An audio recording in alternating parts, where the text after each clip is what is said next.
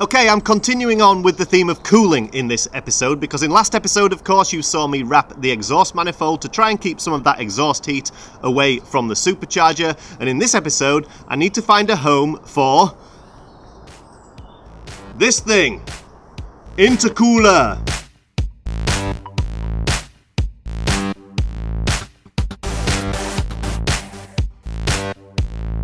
So, intercooler. I'm not going to go so much into the why in this episode, why you would want or need an intercooler, because I'm not actually going to be fitting it today. This episode is more about making space for the thing in the nose of the car, because as you can see, room up there currently is pretty limited, and this intercooler is pretty hefty. Now, intercoolers do come in all different shapes and sizes, so your solution to this how do I make it fit problem will vary dependent on what style you go for. So let's have a closer look at this intercooler, and I'll explain to you my plan for making it work in the front of the MX5. Okay, so this intercooler needs to fit in front of our radiator, and as you can see, it's pretty thick, about 3 inches to be precise. So this is problem number 1, how do I squeeze it in there?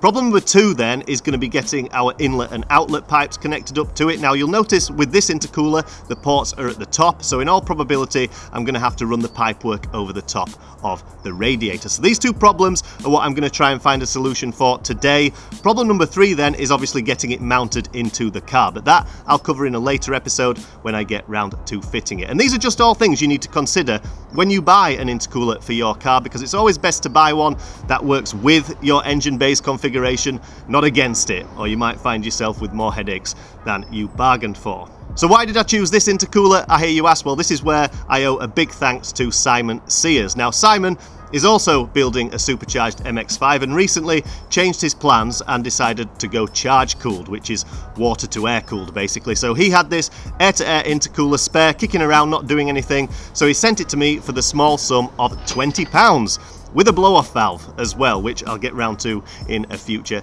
episode. So with this little purchase, my current spend stands at £1,065. Thanks, Simon.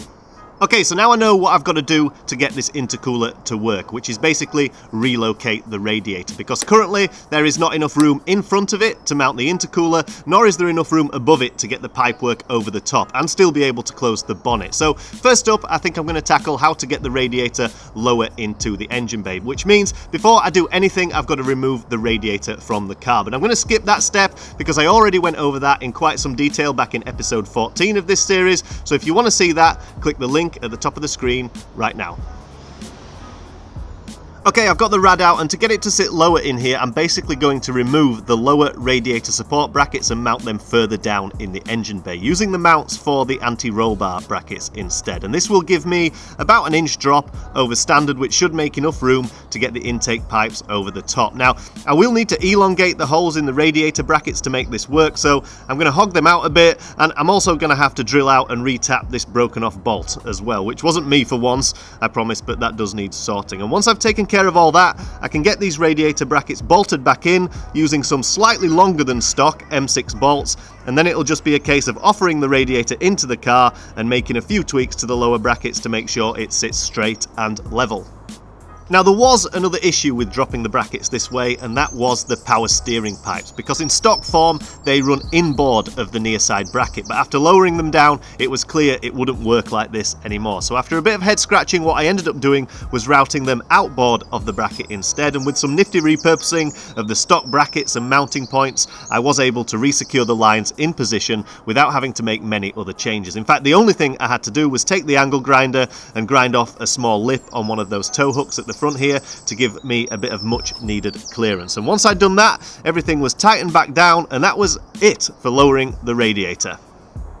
So with the radiator now lowered into the engine bay, there was no way I could use the stock top radiator mounts, not as they were intended anyway, so I set about modifying them using some M8 fasteners and some flat stainless bar. Now, the advantage of doing this was twofold. Not only will these repurposed brackets now accommodate the new lower position of the radiator, it will also allow me to lengthen the brackets, which in turn will push the radiator forwards towards the engine. So there we go, we've now got our radiator sitting about an inch lower in the engine engine bay and also pushed up much closer to the engine. And now, as you can see, we've got plenty of room up front here to get the intercooler in. Now it is tight with the radiator pushed up like this. The fans are quite close to the anti-roll bar, but everything has clearance and they should work just fine. But that's not all. To give me even more room, the final thing I had to modify were the horns, which were actually the simplest thing to change, which basically involved twisting them 90 degrees on their bracket and securing them back into place. And now they are also well out of the way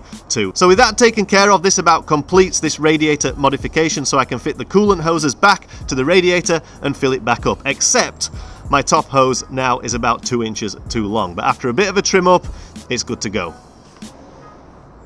So there we go, we now have plenty of room in front of and above this radiator to be able to get the intercooler plumbed in. And I've done that for the most part, just repurposing stock brackets and mounts. So it's been a pretty cost-effective way to go about doing this job. But obviously, I'm not going to be fitting the intercooler just yet because there's no point in having it in the car until I get the supercharger installed. In fact, a quick update on that, I did message Doug at G19 Engineering last week for an update on their supercharger kit, and he said they have started to roll out of the door. So it shouldn't be too long now before I get my hands on one of those kits, and then it really is game on. We can start getting the supercharger installed into the car, which of course I will be covering right here on this YouTube channel. Give the video a thumbs up if you enjoyed it, and if you want to stay up to date with this supercharge build, please subscribe to the channel. Thanks, see you for the next episode.